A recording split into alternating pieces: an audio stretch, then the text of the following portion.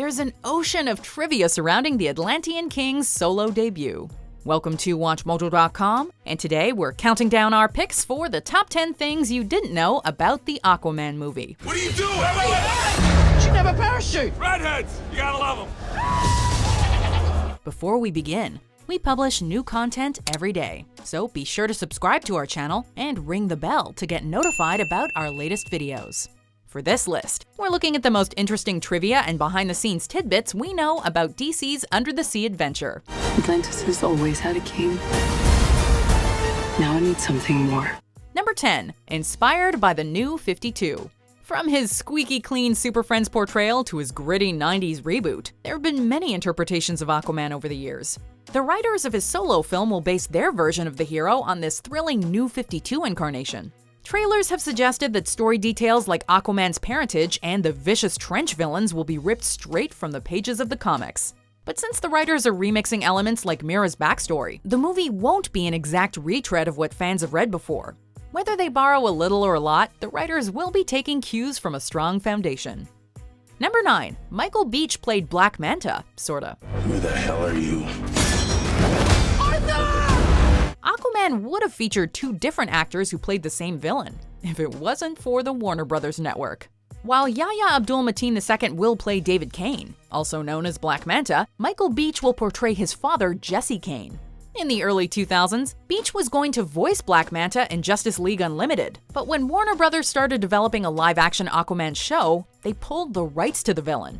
As a result, Beach's Black Manta role was renamed to the legally safe Devil Ray. And Devil Ray? Ready for action. I feel stronger than ever. In an ironic twist of fate, Beach's Devil Ray was featured in multiple episodes, while the Aquaman pilot never surfaced on TV. Number 8, there were multiple scripts.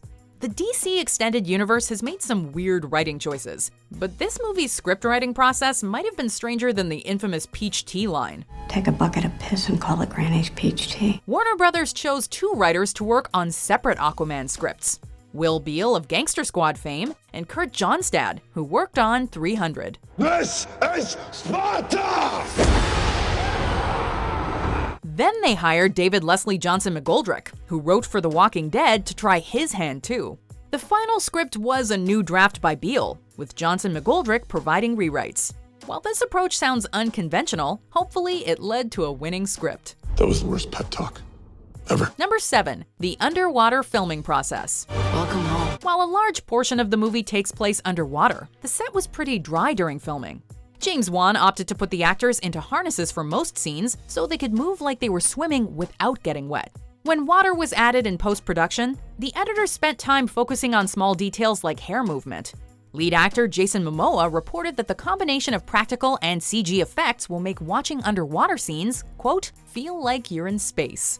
Although there are some obvious differences between Aquaman and Gravity, it's clear that plenty of effort went into taking us to Atlantis. It would unite all our kingdoms, above and below. Number 6, Orm's grudge with humanity. The time has come for Atlantis to rise again. Aquaman's half-brother Orm, also known as Ocean Master, has been built up as the film's main villain.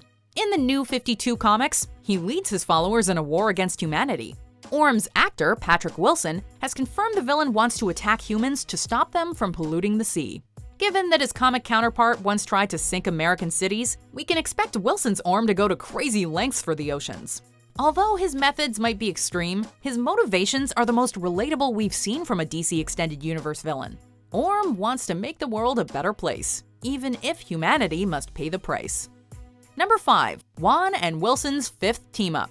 Since we're already talking about Patrick Wilson, let's discuss his history with director James Wan. The pair teamed up for the first time with the commercially successful horror hit Insidious. They proceeded to work together on the sequel and 2 Conjuring films. Over time, Wilson became so confident in the director's abilities that he signed up for Aquaman without reading the script because Wan was directing it. If their track record together doesn't get you excited, consider this. The director of the action-packed Furious 7 is working with Night Owl from Watchmen on a superhero film. Their 5th collaboration might be the charm for DC. What happened to the American dream? Number 4, Nicole Kidman was always a frontrunner. He could unite our worlds one day. Nicole Kidman isn't the first Oscar-winning actress to appear in a DCEU film. However, seeing as her last superhero film was Batman Forever, her casting as Queen Atlanta was a little surprising. You're describing repressed memories. Kidman explained that James Wan had always intended for her to take the role. He even used her face for Atlanta's concept art before formally reaching out.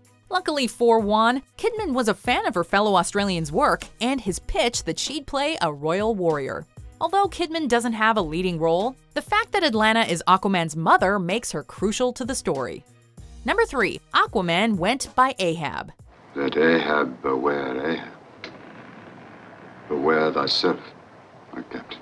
During filming, studios can use working titles to conceal details about their film projects. In Aquaman's case, Warner Brothers went with Ahab. If you weren't forced to read Moby Dick in high school, you might miss this reference. In the novel, Captain Ahab becomes obsessed with hunting the whale that took his leg. When he finally encounters the creature, it ends up killing him. Ahab beckons. He's dead, but he beckons. While it's doubtful that we'll see anyone obsessed with a whale in Aquaman, Ahab could refer to King Orm's arc after Aquaman returns to take the throne from him. My brother has come from the surface to challenge me for the throne. Either that or maybe an executive just thought it sounded cool. Number 2. Bubbles aren't needed for dialogue. In 2017's Justice League, a simple Atlantis scene left fans baffled. When Mira wanted to speak to Aquaman underwater, she summoned a ridiculous-looking air bubble around them. You took a hell of a hit. You alright? This raised concerns that all the dialogue in Atlantis would have to hold for Bubbles. Fortunately, director James Wan was quick to assure fans on Twitter and in interviews that conversations would look a lot more natural in Aquaman. I came because I had no choice. To create the look of underwater dialogue, we'll see something like sound waves coming from characters' mouths. The choice to pop these magical bubbles will help keep the pace moving and make it easier to take conversations seriously. Number 1. Wan raced to Aquaman instead of Flash. Is this a bad time to bring up my blood sugar? Very hungry. As we stated earlier, James Wan knows how to handle speedy action. Yet when Wan was offered the chance to direct Flash, he chose to dive into Atlantis instead. In an interview, Wan said he liked the idea of pioneering a place that hadn't been seen on film before. He also felt that bringing the lesser-known Aquaman to life gave him more room to play with the character than if he adapted someone more popular like The Flash. Ultimately, Wan's directing decision seemed to be motivated by creative freedom and his enthusiasm. Those elements are what Aquaman deserves, and what the DCEU needs right now. In the wrong hands, it would bring destruction. Do you agree with our picks? Check out these other great clips from WatchMojo, and be sure to subscribe and ring the bell to be notified about our latest videos.